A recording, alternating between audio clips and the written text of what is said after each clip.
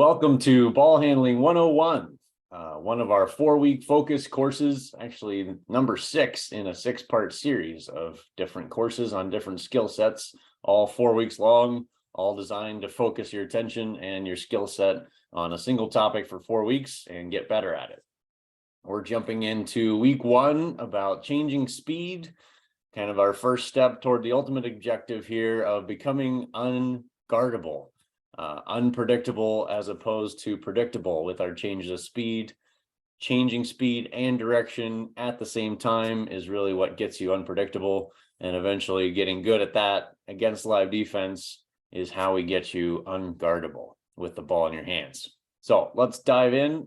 We're going to cover 4 big topics on this course, module 1 of Ball Handling 101. First is ball control basics. Some of this is going to be stuff you've probably seen before, stuff that we don't like to spend a lot of time on, but we're going to cover the basics as a foundational layer. Number 2 is the L-step crossover, kind of our own proprietary terminology here, how we use our footwork and our ball handling, synchronizing ball and feet to change direction quickly and really use it to attack the basket versus just moving side to side. Our goal of our L-step crossover is to get the defender out of our way so we can go toward the basket with our attack dribble. Number 3 is creating contrast with 4 speeds. I just talked about becoming unpredictable with your speed leads to being unguardable. We're trying to create contrast between fast and slow, medium to stop, changing those 4 speeds all the time so the defender doesn't know where you're going or how fast you're going to get there. It makes you unpredictable. And then number 4 is applied ball handling against a live defender, something we're going to do every week on the court. And really what our objective is. We don't want you to be good at dribbling against a cone. We want you to be good at handling the ball against live defense, making decisions while you're in action. That's really the name of the game to get this to translate over to you on the court in live 5-on-5 competition. So let's look at ball control basics first. A couple simple things. Height control, people talk about, having a low dribble is a good thing, not dribbling above your shoulder. All those are good. We like to work on the whole spectrum range from ankle and knee high dribble to shoulder high dribble. There's uses for each during certain techniques, certain moves. We're going to use the dribble all over the place. We want to be able to have really good control, whatever height the ball's bouncing at, whatever we need it at to evade a defender, get through traffic, get to the rim with the ball above where the defender's hands are. All those things are tied into getting good and comfortable at height control, which you're going to see a demo of briefly. We're going to get pretty simple stationary start point again. Fingers down, one of my favorite tag points. If you were 6 years old, just learning to dribble the first time, this is where we'd start you there. We're going to go through it probably 30 seconds with you because you're a little more advanced. But getting the pads of your fingers to push the ball down as opposed to slapping the ball or using different parts of your hand, the fingertips pushing that ball down really do give you maximum control. Eyes up. We don't work on dribbling around cones very much because it's a contradiction. As soon as we want our eyes up, you've been trained the whole time to look down at your cones and it's a struggle. So avoiding working on bad habits by not having your eyes down. And we like to just use it as a staring contest. So you'll be with a coach trying to stare, we'll tease you a little bit, like don't smile, don't blink, don't look away. Try to keep the ball under control with your eyes fully engaged, staring at a coach initially, and eventually being able to see the floor past your defender and see everything else that's going on, trusting that the ball's in your control. You don't have to look at it. We want your eyes up on the move, able to engage with the rest of the game going on. And number 4 here is using the karate block, which simple arm bar. You've probably seen again, something simple, but we work on it as a deflector shield. It's up all the time. It's able to knock a defender's hand up or down to just deflect it away from our ball so that they can never touch our ball and we can keep attacking. So let's see a video here real quick. Simple stuff again. We're going to just see a coach kind of demonstrating first on stationary and then on the move.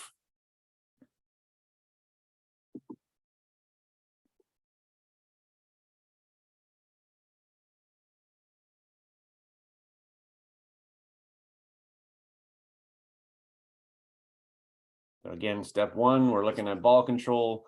We're going to see this stationary. and working on the height of the dribble. So we got what we call a knee high dribble right here, moving up to hip high.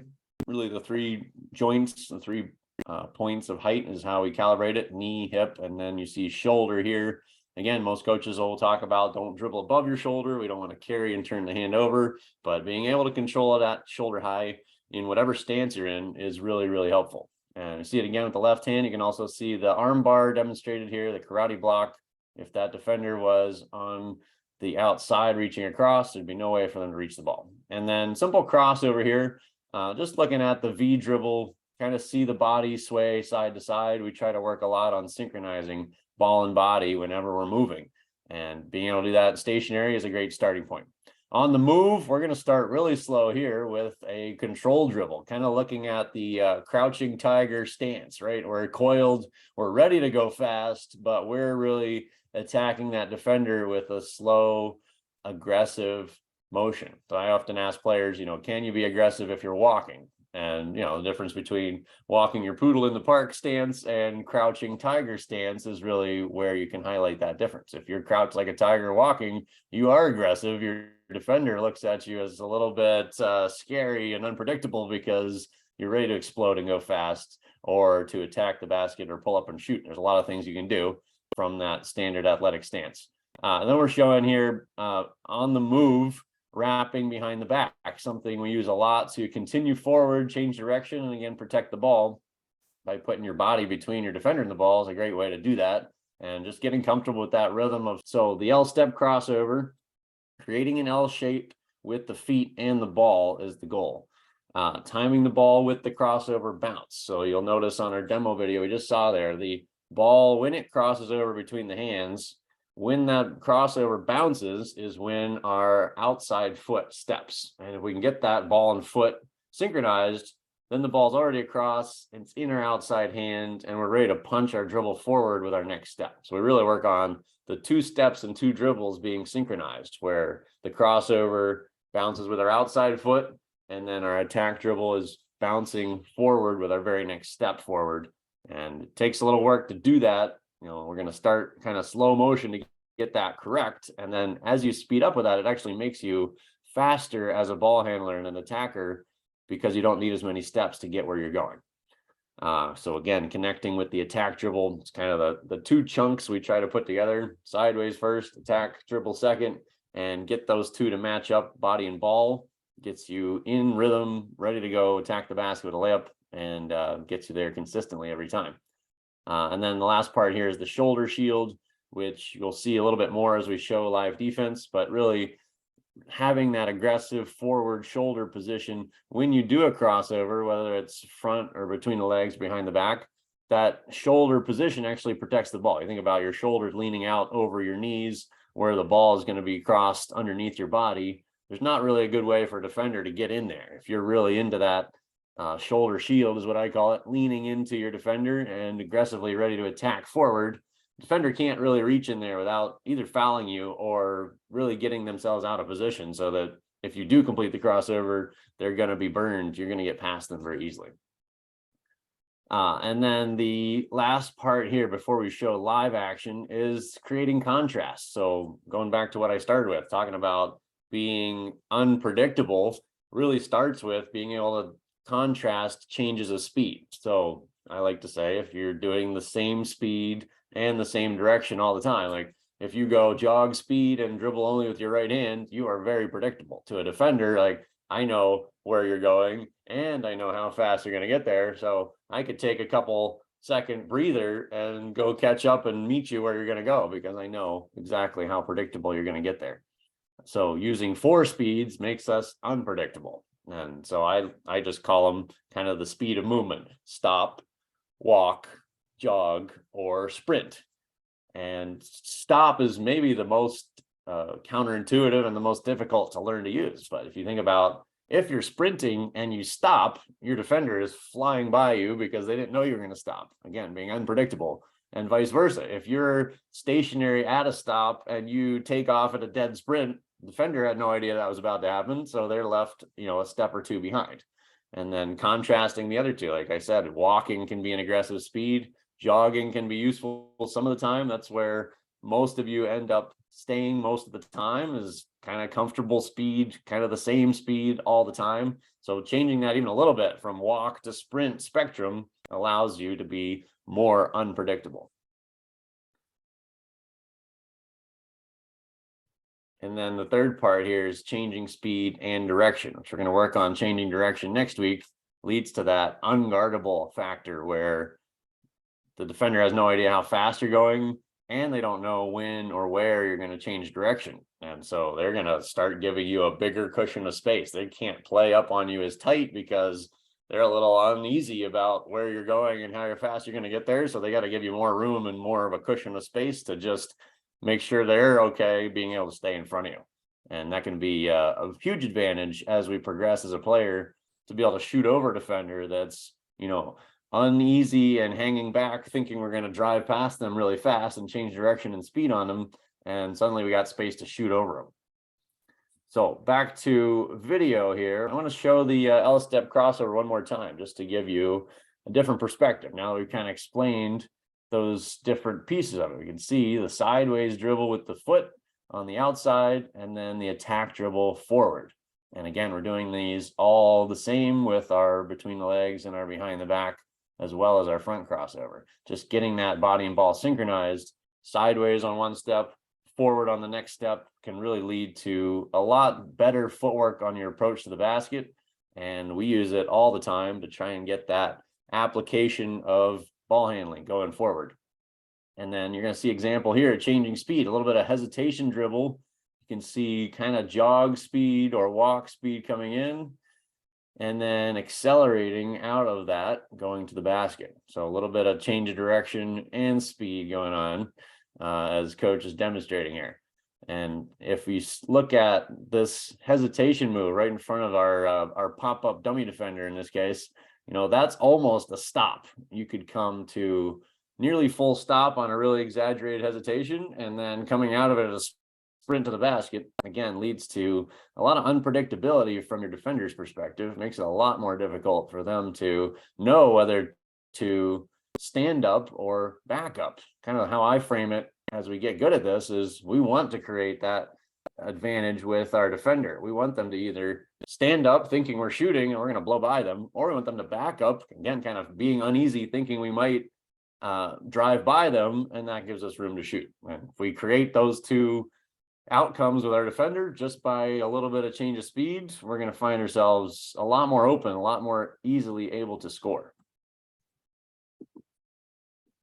We're going to jump forward to applied ball handling. So can you control the ball? We're going to kind of phrase this as questions as we get into the end of the workout here. Can we apply these pieces we're working on? Can you control the ball while you're changing speeds? That's kind of the foundation of this, right? You could be really fantastic athlete, but have bad ball control or poor ball control. And so like when you go from fast to stop, your ball flies away out of your control, out of your hands, or vice versa. You were stopped and you decided to take off, and suddenly the ball is behind you out of position and you lost it out of your hand, maybe even without the defender affecting it. You need to be able to control the ball to be able to change speeds effectively. Can you protect the ball while reacting to defense? So again, this ties a couple pieces together. Arm bar up, karate blocking. Can you do that and have your eyes up to be able to react to your defender? If you're looking at your arm bar or you're looking at your dribble, you don't know where the defense even is, and much less if they're coming after you that you need to protect it. So, progressing from building the habit of that arm bar karate block up, and then having eyes up all the time. So we're getting used to looking at our defender, reacting to how they react to us, and then eventually looking past that defender to really having great ball control and kind of loose sense of where a defender is and how they're reacting, but we're seeing the whole court and the play that's going on behind them. That allows us to be a really dynamic player with the ball in our hands. And then finally, again, can you be unpredictable? Can you change speed and direction all the time? Like, I like to really challenge players. Every dribble is at a different speed, from pound dribble to crossover dribble to attack dribble is fast, slow, jog, walk, sprint, stop. That makes you really unpredictable. We're going to see this application of defense here to wrap us up.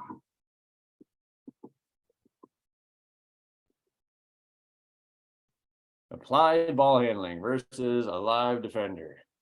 So we're going to see coach on coach action here. Kind of slow motion. We slowed down our film to just see an exaggerated look at what this could look like. So we see coach coming in, attacking, retreating a little bit, and then clearly changing speed, changing direction here, using the protection of the rim in this case, which I really like to use as we get into finishing action.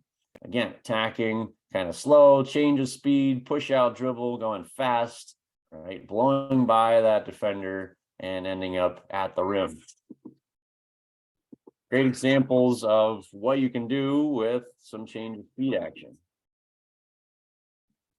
So summarizing here, ball control, trying to get the height of the ball, the coordination of body and ball together, and the changing of speeds, the footwork, getting our L-step crossover efficiency, where we only need one dribble sideways and one dribble forward to really get past the defender. I like to ask the question, how many good quality crossovers do you need to beat a defender? Most players are going to say, 2, 3, 4, whatever. They're going to demonstrate that in the game. They're taking 3, 4, 5, 6 dribbles before they do anything. We want just one. Bam, attack, defenders out of our way. If we have good footwork, that's kind of where it starts. Using 4 speeds, again, stop, walk, jog, sprint. You get good at all those, and changing between those makes you unpredictable.